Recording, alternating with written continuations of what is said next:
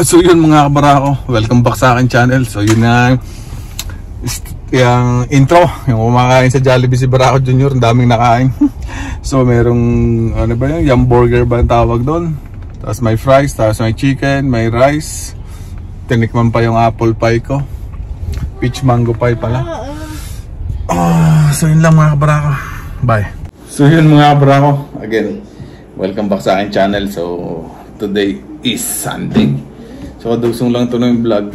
Yung umpisa ko, yung intro ko, yung kumakain si Barako Jr. sa Jollibee. So ngayon, araw naman, nagpunta kami ng grocery. Pero hindi na ako nakapag-vlog sa grocery kasi maraming nanood sa akin last time doon sa grocery haul. So mag-grocery haul ulit ako. Yung pa rin ang mga pinamili, halos parehas lang. Doon ulit kami namili sa fresh fresco. So, halos parehas din lang yung nabili namin. Merong iba sa Dollarama at sa Walmart. Tulad ito, kay Barako Jr. na boots, rain boots. Sa Dollarama yan. Sa Walmart. Yan, mura lang to. $18 lang ata. Yan, pang rain boots kasi ko na, springtime na. So, rain boots lang kailangan. Sikip na yung kanyang rain boots, size 3 to. Then bumili din ako ng pagkain ng aking fighting fish. May alaga tayong fighting fish na isang piraso. Ano pa ba? Ito sa Dollarama naman to. Dollarama lang yung pangalan. Puros $1 hindi naman.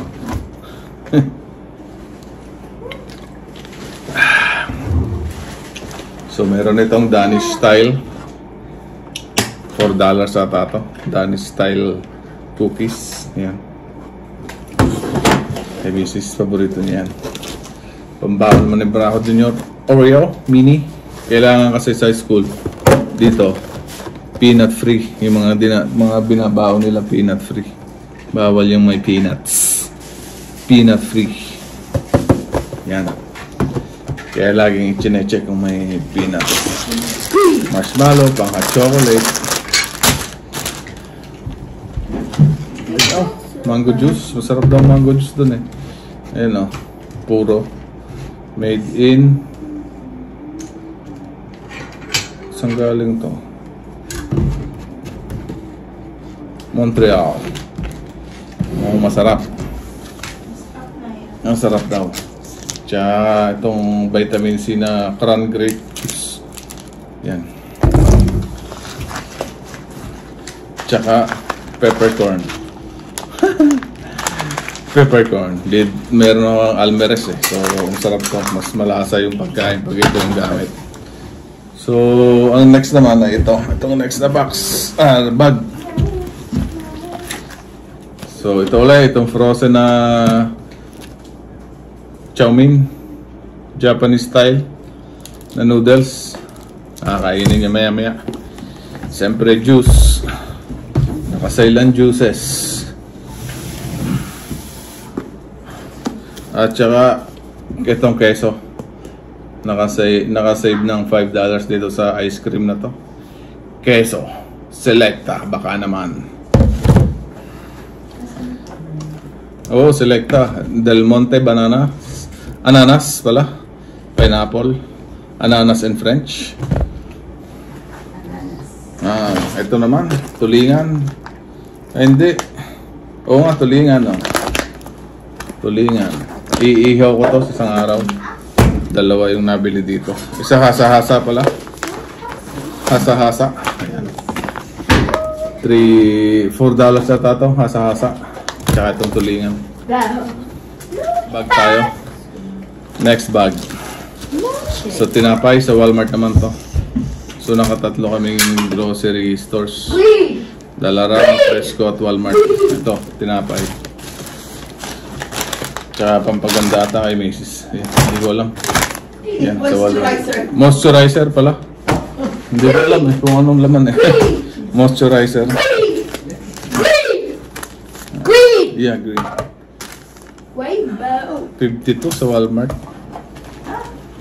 Open! Ayan, may price din. Barako Jr.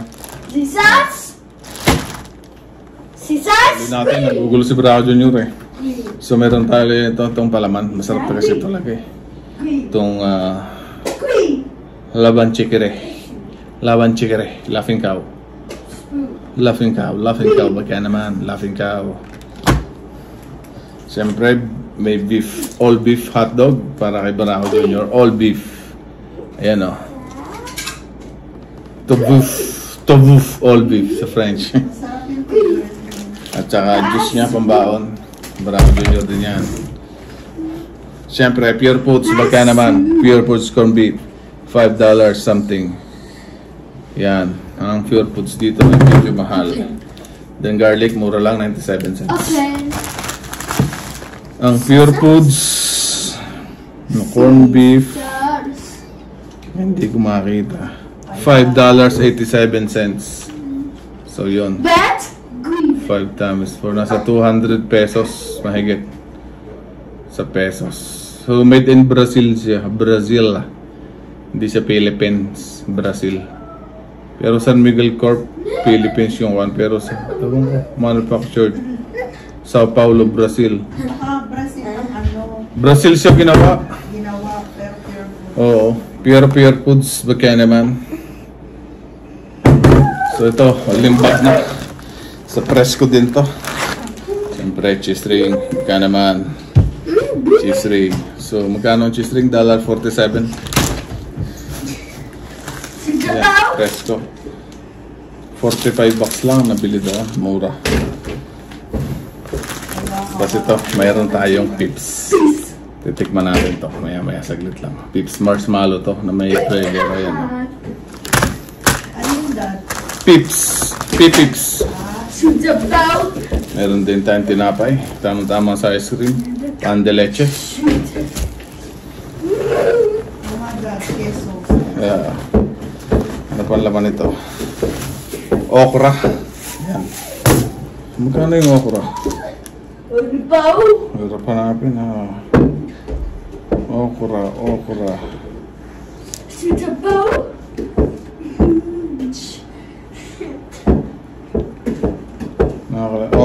$1.75 lang naman pala, mga 70 pesos. Oh, ito pa. Banana, 59 cents per pound. Meron din kalabasa. Ayan, kalabasa. Squash. Ito ay sili. Jalapeno. Pansin nila? Ang ketchup, kaya pala mabigat. Ketchup. So, $45 nabili natin sa Fresco. So, medyo mga mura lang ang bilihin ngayon. Mga ganito. Kasi spring na. Medyo mura na yung mga gulay-gulay. Prutas. So, titikman natin itong Pips.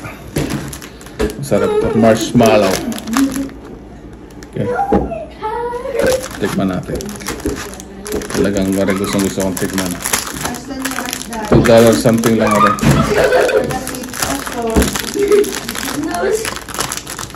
Tikman natin. Whoop.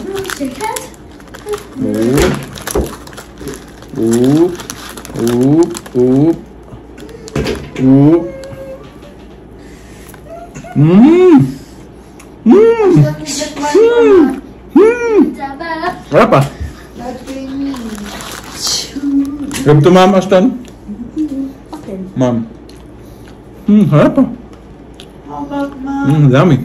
Ashton, why did you eat, Mom? Sarap pala to, kaya mabilis maubos. Tin chicks. So yun lang yung ating haul.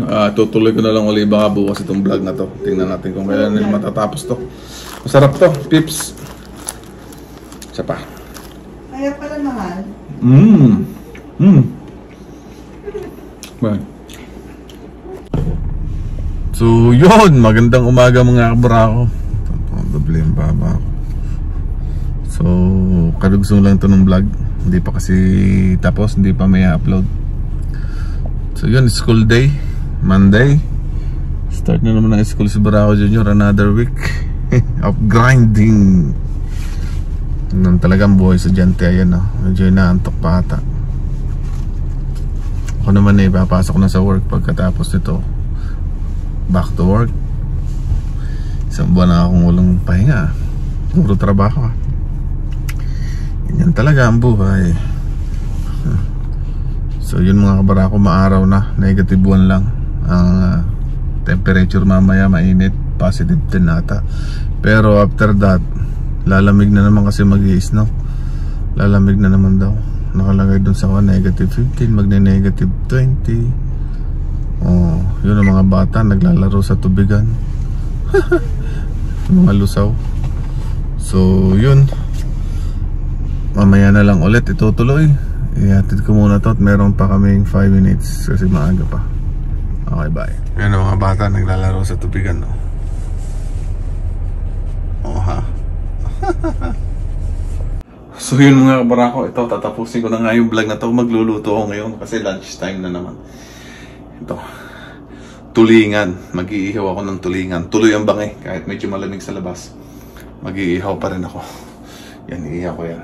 Pinapainit ko lang yung barbecue grill. So then magsasaing. Kaya Barako Junior, beef hotdog na lang. Ipagpiprito ko ng beef hotdog kasi bawal doon ng isda. Hindi na kain ng isda, allergy. So Gardo Versosa tayong itsura. Medyo malamig. Lansa, yun lang ang problema dito kasi malansa.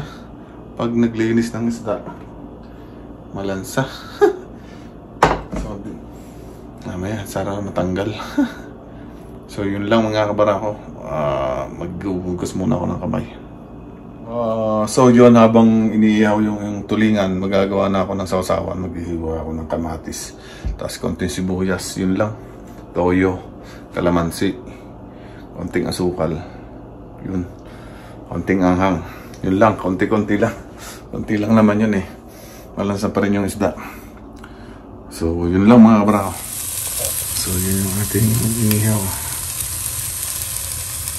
Sarap yan. Ito na mga kabrako.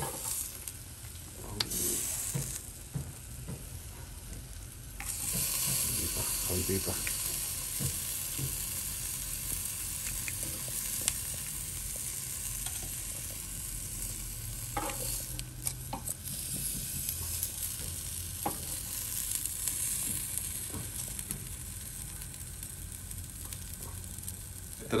Ito na, luto na ho. Woo! Sarap yan.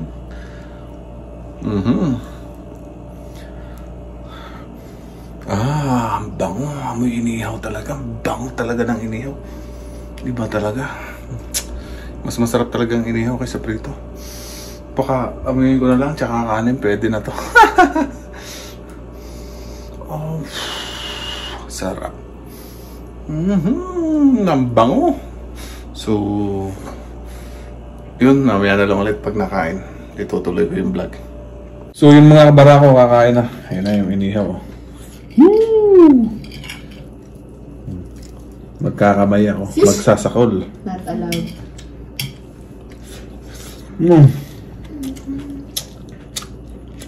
Sarap.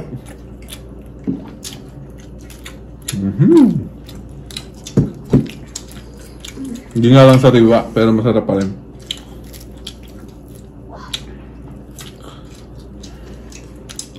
Ingat siya tinik.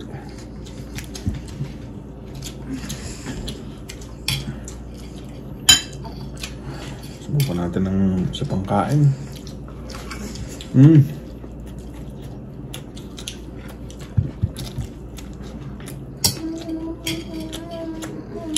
Asin lang. Perfect.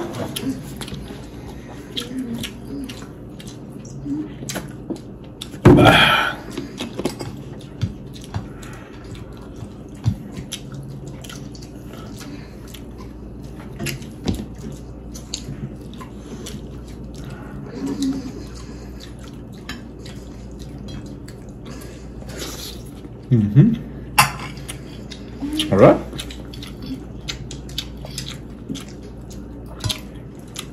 Sarap ba ang inihaw?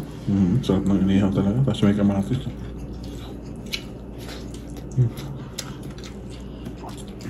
Pwede na hindi ito kainin sa Seafood City.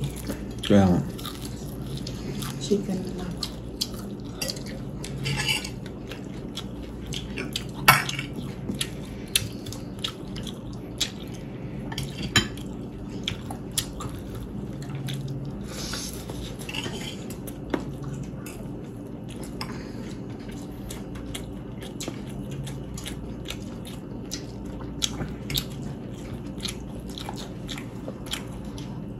Ay.